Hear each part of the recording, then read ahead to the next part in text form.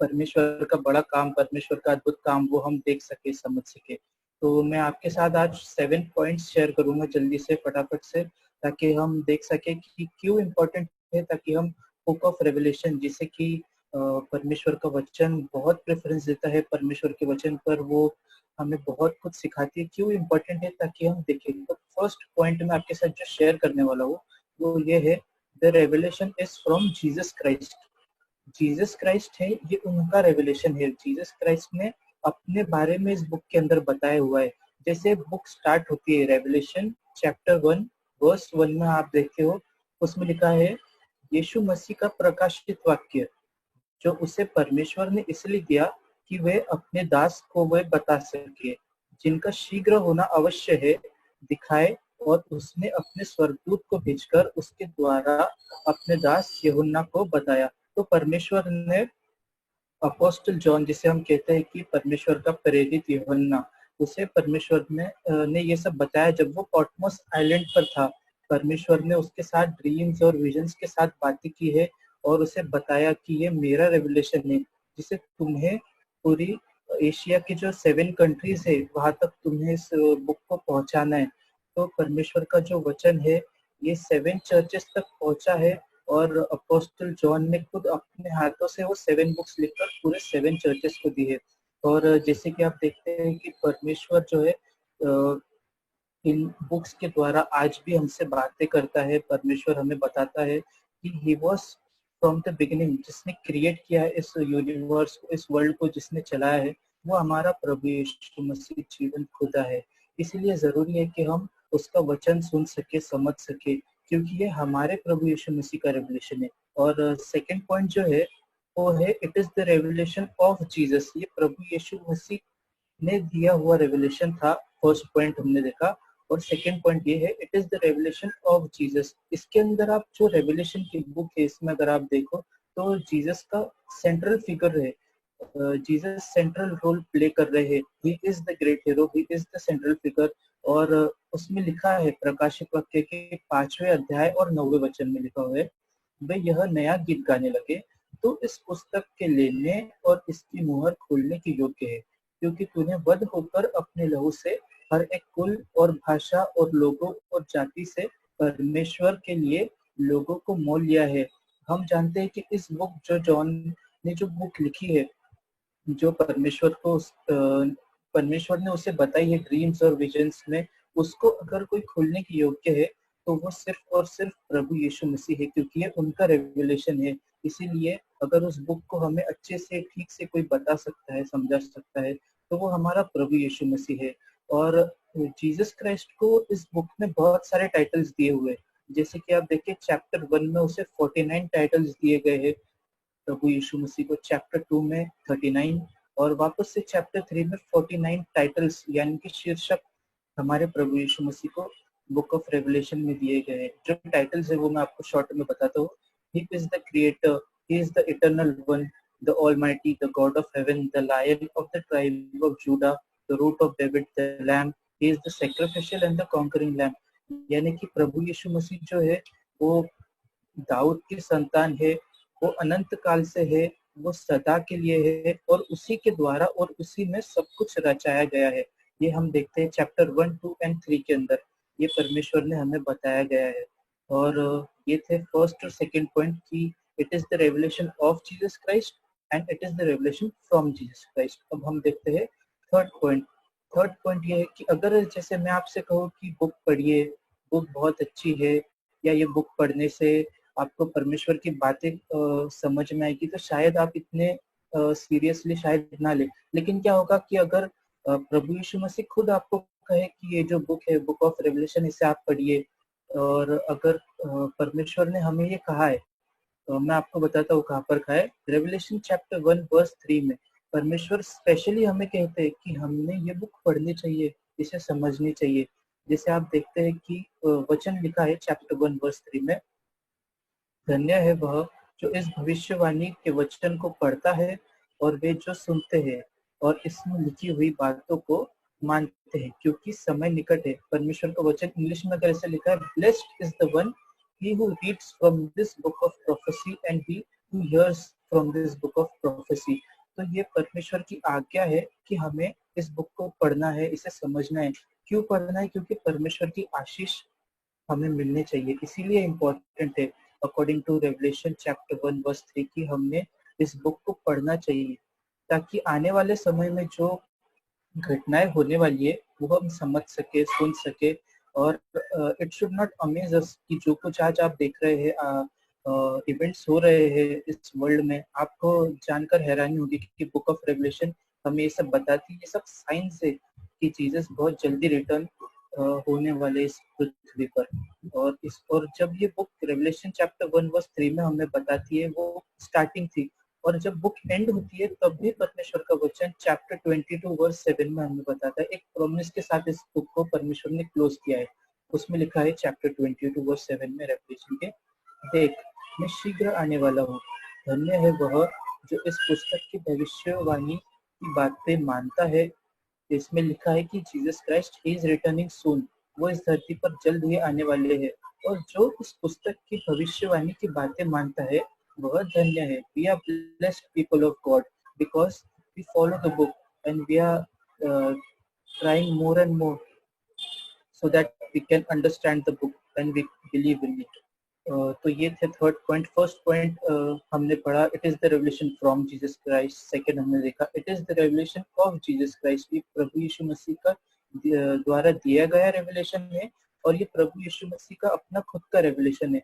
और third point ये है कि बुक हमें खुद कहती है, बुक ऑफ रेवलेशन खुद हमें ये कमांड करती है कि you should study the book because the time is at hand.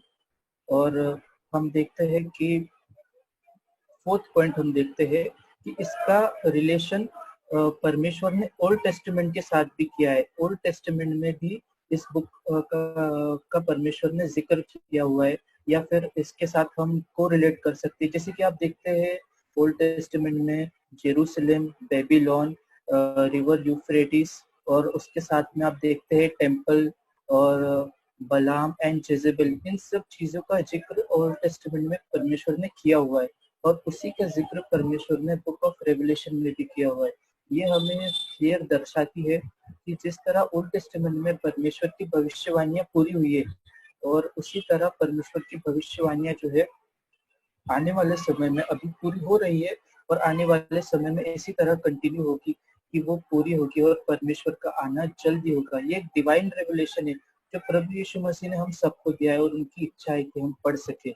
और ये था फोर्थ पॉइंट जो कि मैंने आपके साथ पढ़ा कि कोर रिलेशन है ओल्ड टेस्टामेंट के साथ।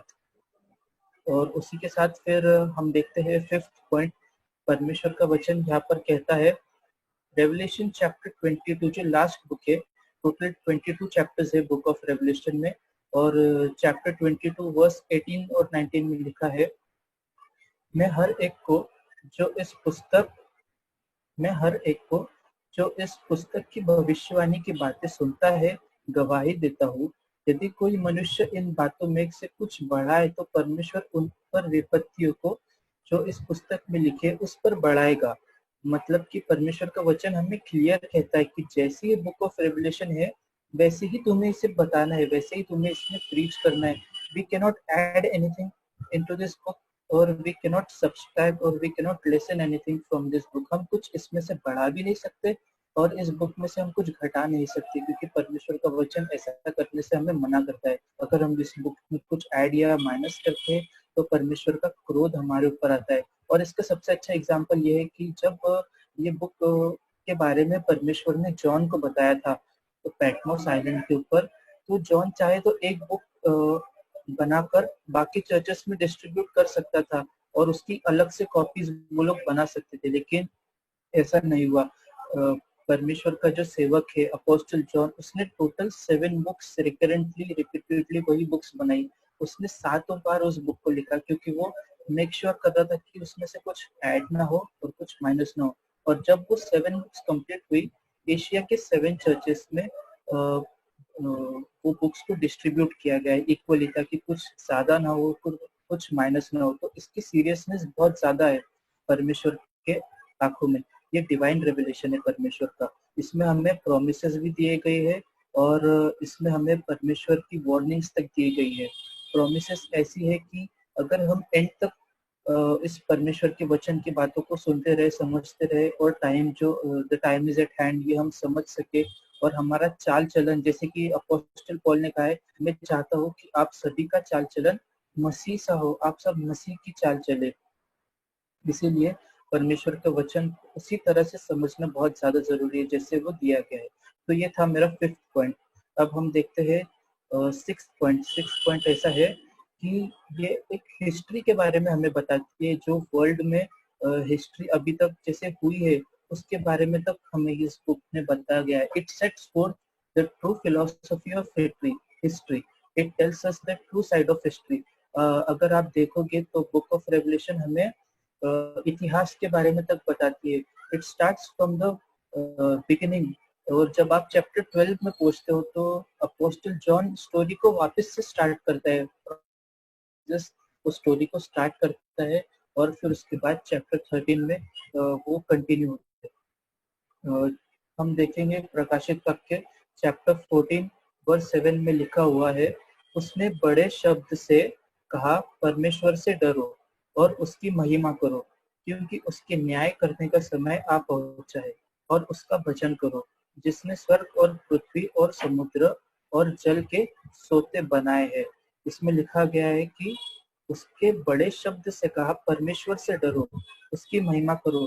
आप देख सकते हैं कि आज बहुत सारे लोगों को परमेश्वर का वचन समझ रहा है, लोग सुन रहे हैं, लोगों को पता चल रहा है कि अगर कोई जिंदा खुदा है, अगर कोई रियल गॉड है, या फिर जिसने हेवन एंड अर्थ बनाई है, आप देख रहे हैं कि वो हमारा प्रभु यीशु मसीह है। जैसे आप जानते हैं कि हमारे महाराष्ट्र के सीएम उन्होंने भी कहा कि आप यीशु मसीह से प्रार्थना कीजिए, यानी कि वो लोग तक समझ रहे हैं कि प्रभु यीशु मसीह सिर्फ एक जिंदा खुदा है, और वही हमें इस मुसीबत से हमें बचा सकता है। और ये हमारा था 6th पॉइंट। हे हमारे प्रभु और परमेश्वर, तू ही महिमा और आदर और सामर्थ के योग्य है, क्योंकि तूने ही सब वस्तुएं सृजी है, और वे तेरी ही इच्छा से थी और सृजी गई है। जब हमें कोई पूछता है कि where is Jesus in the Old Testament, क्योंकि जीसस का स्पेसिफिकली अगर हम देखते हैं तो जिक्र नहीं है ओल्ड टेस्टामेंट में, बट अगर आप प्रोफेटिकली देखें तो right from the beginning he was present. From the beginning हम देखते हैं कि यीशु मसीह रेवलेशन में तो है ही, लेकिन वो जब क्रिएशन था उस वक्त भी यीशु मसीह प्रेजेंट थे, क्योंकि लिखा हुआ है जेनेसिस में, उधर लिखा हुआ है let us make man in our image. तो वहां पर प्लूरल दिया गया है, let us make man in our image. इससे हम ये समझ सकते हैं कि यीशु मसीह वहां पर प्रेजेंट थे। तो ये था हमारा 6th पॉइंट। मैं आपको जल्दी से अभी तक की जो 6 पॉइंट हुए वो सब रिवाइज करके बताता हूँ। It is the revelation from Jesus Christ, ये हमारा था फर्स्ट पॉइंट।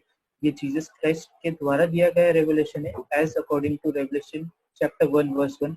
सेकेंड पॉइंट था it is the revelation from of Jesus Christ, यानी कि ये यीशु मसीह का उनका खुद का रेवलेशन है, क्योंकि यहाँ पर यीशु मसीह सेंट्रल फिगर है, वो ग्रेट हीरो है, और वही है जो आने वाले समय में हमारा न्याय करने वाले है, और रैप्चर के वक्त वो हमें उठा लेंगे और हमें बचाएंगे। और यीशु मसीह को टाइटल्स दिए गए हैं, हमने देखा चैप्टर 1, चैप्टर 2 और चैप्टर 3 में। चैप्टर 1 और 3 में 49 यीशु को टाइटल्स दिए गए, चैप्टर 2 में 39 टाइटल्स दिए गए हैं।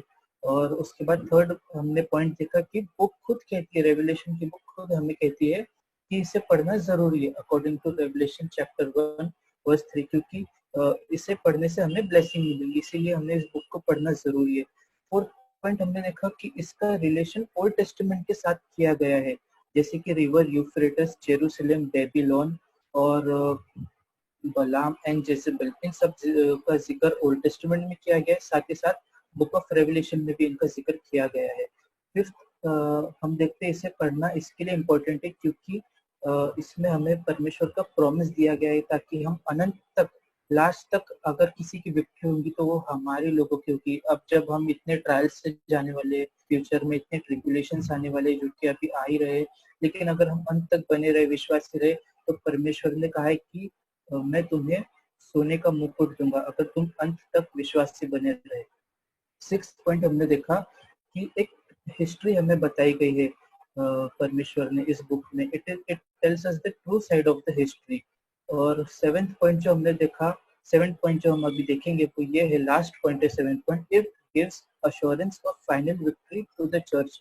मतलब जो फाइनल विक्ट्री, अंत में जो विजय होगा, अगर किसी की जय होगी इस बुक से, हम देखते हैं कि वो हमारी होगी। यीशु मसीह ने हमें एक आश्वासन दिया है, उसने हमें ऐसे ही नहीं छोड़ दिया है, उसने हमें बताया कि लास्ट में तुम्हारी जय परमेश्वर के द्वारा होगी।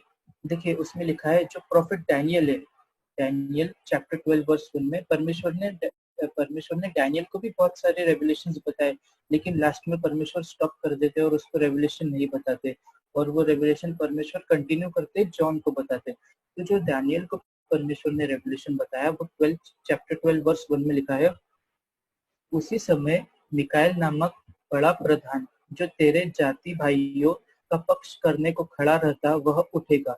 तब ऐसे संकट का समय होगा जैसे किसी जाति के उत्पन्न होने के समय से लेकर अब तक कभी न हुआ। यानी कि ऐसे ट्रायल्स, ऐसे ट्रिब्यूलेशंस आने वाले दिनों में होने वाले। परमेश्वर का वचन सही सटीक हमें बताता है, वो घुमा फिरा कर बातें नहीं करता कि ऐसे ट्रायल्स और ट्रिब्यूलेशंस आएंगे जो अभी तक शायद नहीं हुए, वैसे ट्रिब्यूलेशंस आएंगे।